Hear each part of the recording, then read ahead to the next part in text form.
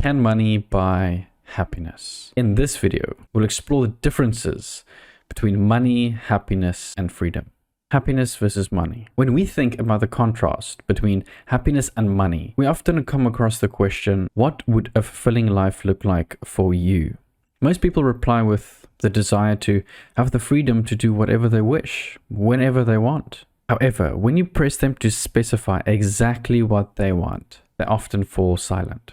It appears that they are uncertain about their aspirations and desires. In truth, many may find themselves attempting to fill an inner void by seeking validation from either their friends, family, or through material possessions or wealth. But this pursuit doesn't lead to happiness. It's important to remember that true happiness is not solely dependent on the amount of money one possesses. While money can provide comfort and security, it does not guarantee a sense of fulfillment and contentment. Many people who acquire vast wealth often discover that their material possessions only bring temporary satisfaction, and it fails to address any deeper emotional needs. To truly find happiness, it's crucial for us to have introspection and to identify genuine passions and interests. Now, often this requires to look beyond societal expectations, and especially the pressure to impress others. By exploring our true desires and aligning our actions with our core values, we can begin to lead more fulfilling lives. Now, in the pursuit of happiness, we must also consider the importance of meaningful relationships and experiences, genuine connections with loved ones, engaging in activities that bring joy, and contributing to the well-being of others play a significant role in our overall happiness. These aspects of life are not solely tied to financial wealth, but rather revolve around emotional and social well-being. Many people, when they are asked what they desire most in life, typically responds with a resounding freedom. It's a common aspiration, and understandably so, but let's take a closer look on how some individuals might approach this idea. You might come across someone who claims they want freedom, yet the actions contradict this desire. For instance, they have taken on a massive 30-year mortgage and are burdened with overwhelming debt. This seems paradoxical, doesn't it? They claim they want freedom, yet they have anchored themselves down with financial responsibilities, limiting their ability to do what they truly want whenever they want. Now, this is an interesting cognitive dissonance moment that calls for reflection. In a book I've mentioned before, Essentialism by Greg McKeown, there's a part where he talks about Jack Dorsey, the previous CEO of Twitter, who compared his job to that of an editor. As an editor, he constantly reviews and refines his team's finances and the company's vision. The essence of being an editor lies not only in adding valuable elements, but mainly in removing what isn't contributing positively.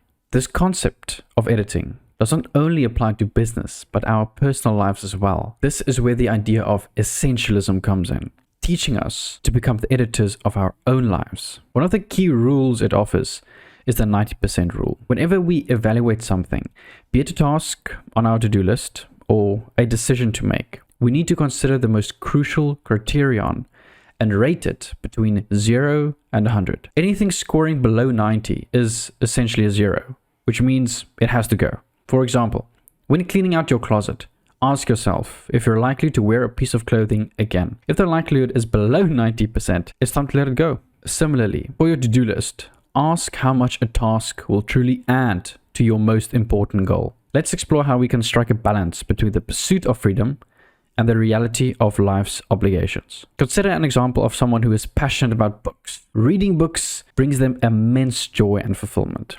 They cherish the touch and scent of each book and take great care in cleaning and maintaining their bookshelf. They actively engage in book clubs, both in person and online, and these literary pursuits form the core of their happiness. However, they've made a conscious decision to forego other luxuries in their life. They might skip watching their latest movies, decline frequent dinners with friends, and resist the temptation of buying new fashionable clothing. By prioritizing their love for books, they are exercising their freedom of choice and investing their resources in what truly matters to them. Likewise, if someone's passion lies in traveling, They might allocate the majority of their finances towards a car suitable for their journeys, or spend it on a plane ticket and their accommodation. Their focus is not on dining at expensive restaurants in every country or indulging in lavish activities. Instead, their main goal is to experience the culture and environment of the places they visit. In this case, they liberate themselves from unnecessary material possessions and expenses to embrace the freedom of exploration and discovery.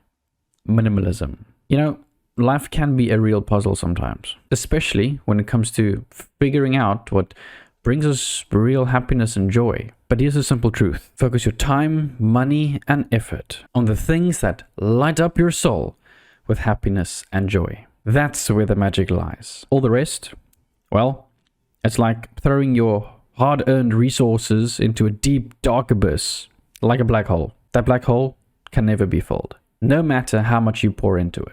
Picture this. You've got this limited amount of time on this wild ride called life. Every moment you spend is precious, and you deserve to spend it wisely. So why squander it on things that don't truly matter to you? It's like going through the motions, being empty and unfulfilled. But when you direct your energy to what truly brings you joy, that's when the magic starts to unfold. You'll find yourself happier, more content, and living a life with purpose. Now, let me be clear. It's not about being selfish or self-centered. It's about understanding what truly nourishes your soul and brings joy to your heart. See, that black hole isn't born out of insecurity. It's a reflection of how easily we can get caught up in chasing after things that society or others tell us to pursue instead of following our own path to fulfillment. The sad truth is that many people out there find themselves stuck in this black hole, trying to fill it with material possessions, social status, or just fleeting pleasures. That black hole can never be filled because it's not about external things. True happiness comes from within, and it starts with aligning your actions and resources with what truly matters to you.